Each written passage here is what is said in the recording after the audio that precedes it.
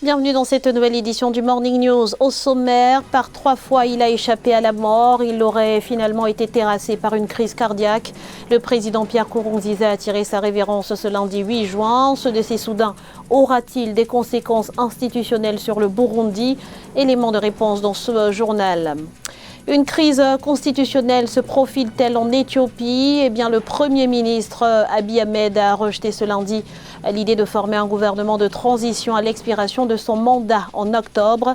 L'opposition dénonce l'instrumentalisation de la crise sanitaire. Et puis, pour lutter contre le coronavirus, le Togo s'appuie sur sa nature. Une centaine de formules à base de plantes a été proposée. 3 d'entre elles ont été retenues et font actuellement l'objet de tests approfondis, découvertes en fin d'édition. Mais tout d'abord, la réunification du Front populaire ivoirien semble hypothétique, du moins pour l'instant, puisque la branche dirigée par Pascal Affi-N'Guessan s'est retirée du processus. Elle accuse la frange surnommée FPI Gore d'avoir créé avec le Parti démocratique de Côte d'Ivoire d'Henri Konan Bédié une plateforme de collaboration en vue des prochaines élections. Pascal Affi-N'Guessan dit attendre d'être instruit sur les motivations de cette entente et sur les conséquences pour le parti politique, notant que ce coup d'arrêt intervient à 4 mois et demi de la présidentielle de 2020 en Côte d'Ivoire.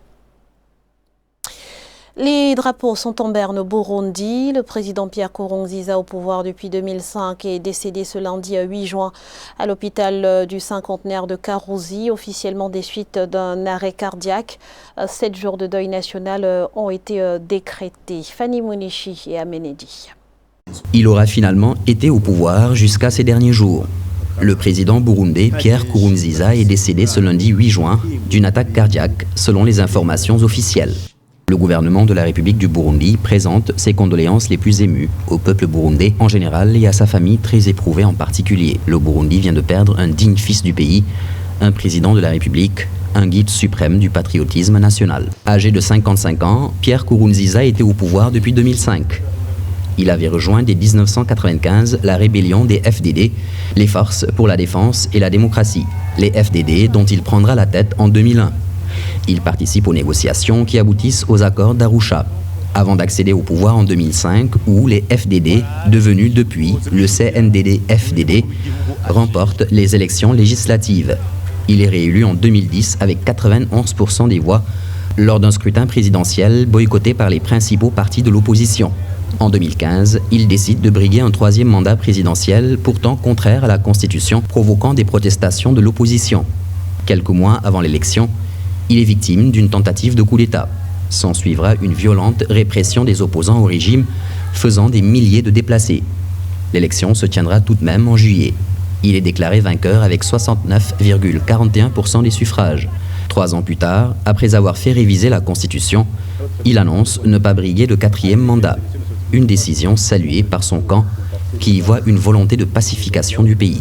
Il nous laisse sur une voie et je prie de tout cœur que sur cette voie, on reste et que le Burundi continue à avancer dans sa souveraineté, que le Burundi s'appuie sur les institutions qui viennent d'être élues et que le Burundi continue dans la paix. C'est tout ce qu'on peut souhaiter, c'est tout ce que chaque Burundais épris de la paix ou chaque ami de notre pays peut souhaiter au Burundi. Présidentielle de 2020.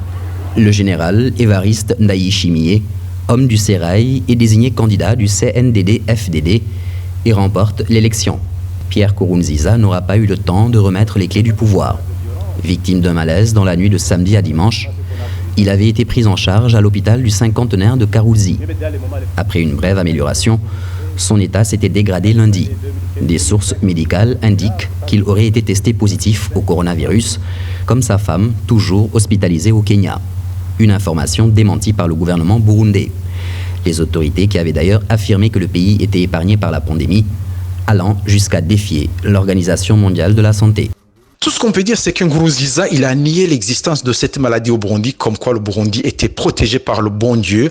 Et même la semaine passée, il continuait à pratiquement à fustiger les gens qui portent des masques.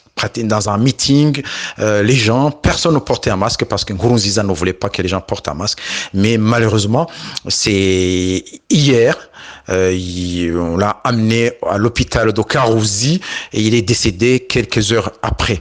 Donc, il n'a pas été sauvé par les médecins. Les médecins n'ont pas pu le faire. C'était un hôpital qui ne soignait pas en général les gens de coronavirus. Le vice-président Gaston Sindimou devrait assurer l'intérim jusqu'à la prestation de serment du nouveau président élu Évariste Ndayishimiye le 20 août 2020.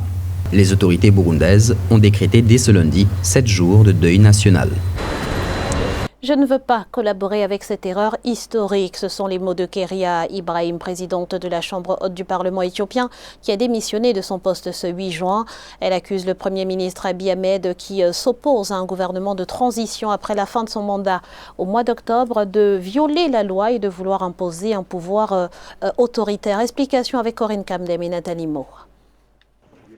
La porte-parole de la Chambre haute de l'Éthiopie a démissionné ce lundi 8 juin en signe de protestation contre le report des élections en raison du coronavirus. Démission perçue par les analystes comme le signe d'une tension croissante entre son parti et le gouvernement. En effet, Keria Ibrahim est également un haut responsable du Front de libération du peuple du Tigré, TPLF, l'un des principaux partis politiques du pays qui s'est opposé au report.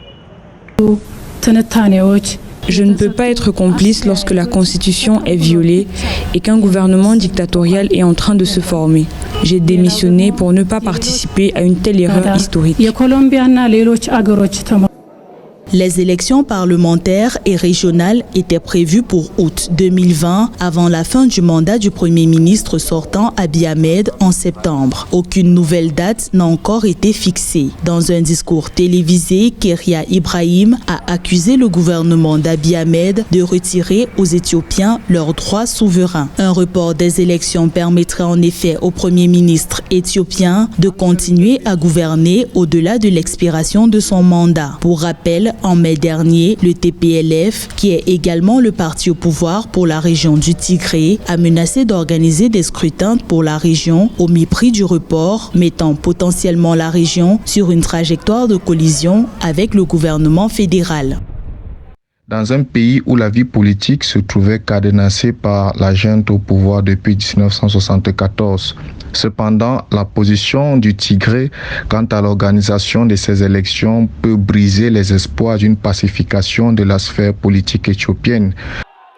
Arrivé au pouvoir en 2018, le Premier ministre Abiy Ahmed a mis en place une série de réformes libéralistes qui lui ont d'ailleurs valu un prix Nobel de la paix. Paradoxalement, ce sont ces mêmes réformes qui menacent aujourd'hui le pouvoir de l'État fédéral, étant donné que les leaders régionaux en puissance, tels que le TPLF, réclament aujourd'hui plus de pouvoir pour leurs groupes ethniques.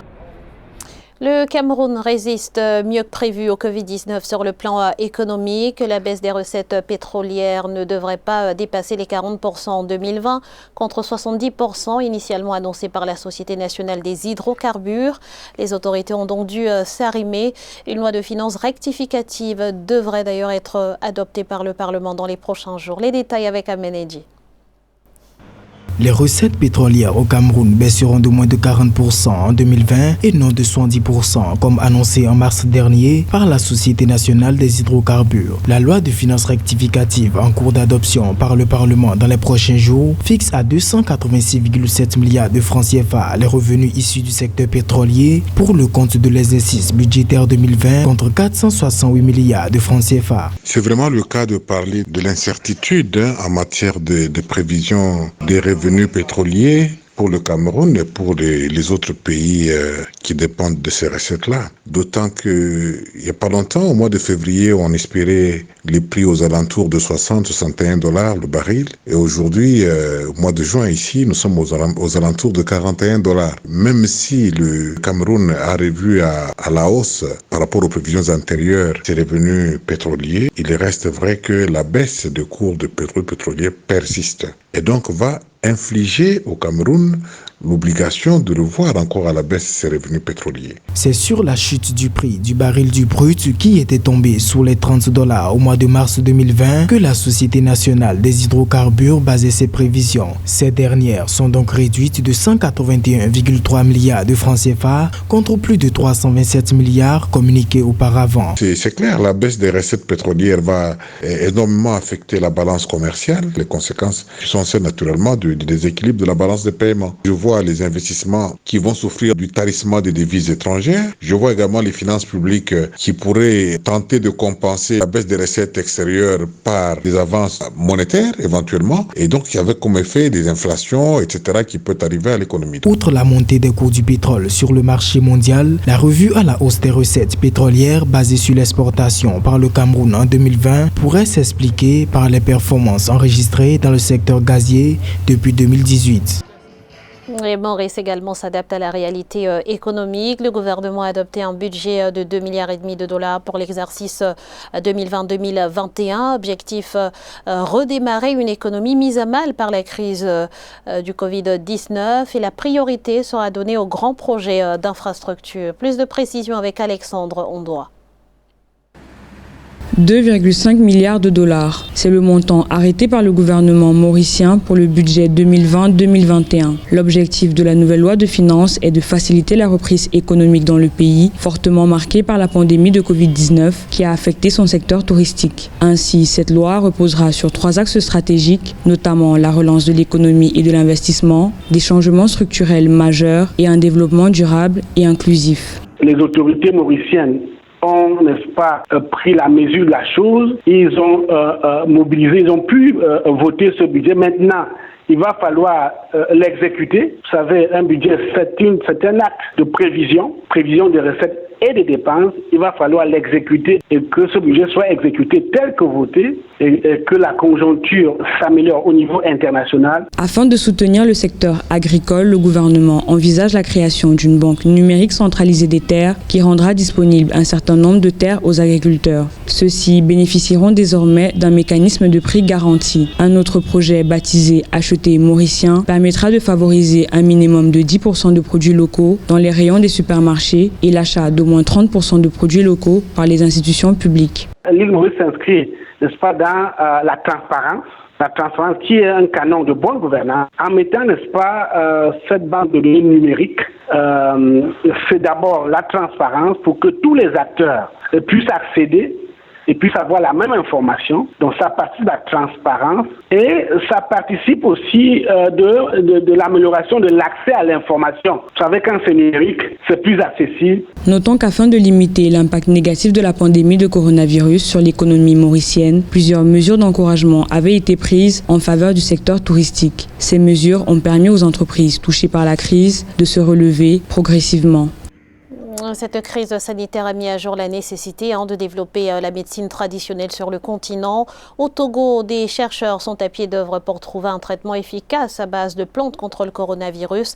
Les premiers résultats des échantillons retenus sont satisfaisants, mais la population devra encore attendre avant la mise en service du médicament traditionnel amélioré. Voyez ce reportage d'Emefa Kofi, notre correspondante au Togo. À l'université de Lomé, le Togo prépare son médicament traditionnel amélioré contre la Covid-19. Il s'agit de formulations à base de plantes proposées par des praticiens de la médecine traditionnelle. Quand les produits arrivent ici, qu'est-ce que nous faisons? Nous essayons de voir leur stabilité, les mettre en condition pour que des tests in vitro puissent se faire. Sur plus d'une centaine de formulations proposées à base de plantes, 3 ont été officiellement retenues et soumises à un test approfondi au laboratoire de microbiologie et de contrôle de qualité des denrées alimentaires pour une seconde codification. La première étape, c'est de savoir est-ce que le produit est de bonne qualité hygiénique pour être utilisé. Nous passons à la seconde étape pour voir la toxicité du produit. Et la troisième partie, c'est de voir si le produit peut supprimer les réactions immunitaires ou bien repousser les réactions immunitaires. Annoncés depuis mai 2020, les résultats des formulations sont attendus par les Togolais qui s'impatientent. La discussion d'ailleurs est déjà engagée avec les médecins pour voir dans quelle mesure nous pouvons directement tester ces plantes-là sur les humains. Mais vous dire aujourd'hui, la semaine prochaine, dans 10 jours, ce serait très difficile pour moi de le faire. Convaincre les autorités sur l'efficacité de ces produits togolais représente un tout autre défi. Le Togo teste par ailleurs la potion Covid organique de Madagascar. Le pays compte à la date du 7 juin 248 guéris, 234 cas actifs et 13 décès du coronavirus. Dans le reste de l'actualité, les efforts du gouvernement tunisien en matière de lutte contre le blanchiment d'argent ont porté leurs fruits. Le pays a été retiré ce mardi de la blacklist du groupe d'action financière et ne fait donc plus partie des pays tiers à haut risque dans le dispositif de lutte contre le blanchiment de capitaux et le financement du terrorisme présente des carences stratégiques. Un retrait qui devrait permettre à la Tunisie de partir à la reconquête des marchés et des investissements auxquels elle n'avait plus accès du fait de la mauvaise réputation qu'entraînait son classement sur cette liste. Ce journal a été réalisé par l'ensemble de la rédaction. Merci pour votre fidélité. Dans un instant, une nouvelle édition de l'actualité sur Africa 24.